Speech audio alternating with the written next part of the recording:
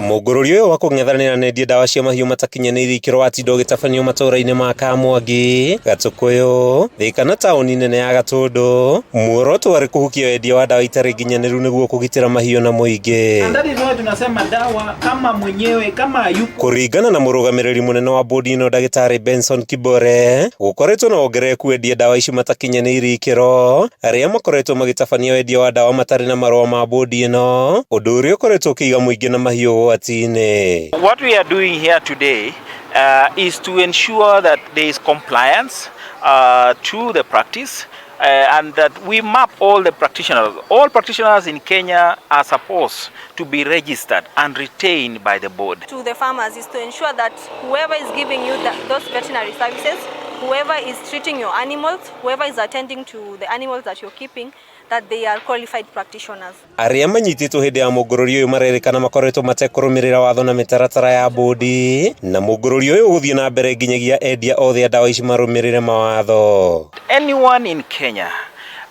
practicing without a valid practicing license from the Kenya Veterinary Board will be dealt with as per the provisions of the Veterinary Surgeons and Veterinary Paraprofessionals Act.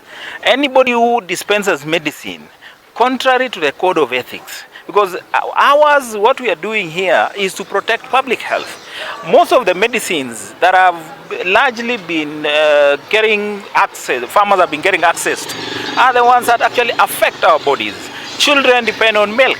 We eat meat. Bodi ino ikinyiriirie gutigirira no ataramu marendia ndawa cia mahiu thutha wa arimi gukorwo makienderio ndawa itari nginyaniru na kuiga mahiu mao na muingi ugwati-ini mukiroku. What will go on in Kiambu is what we call now enforcement.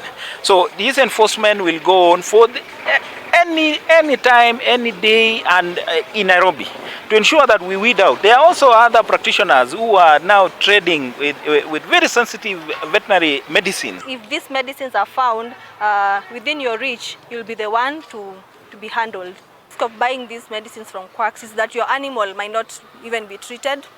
Your animal may not respond to treatment and your animal may eventually die. Bodi ino ni uritie arimi kwihuga gwithondekagira mahiu mao na wira ucio tigirwo madagitari ya mahiu niguo kugacirithia ugima wa mwiri wa mahiu. Kuma itura-ini ria Kamwangi, gicigo-ini kia ubunge gia Gatundu ya Rugongo, kaunti-ini ya Kiambu, ritwa riakwa ni MAHIU Ndung'u.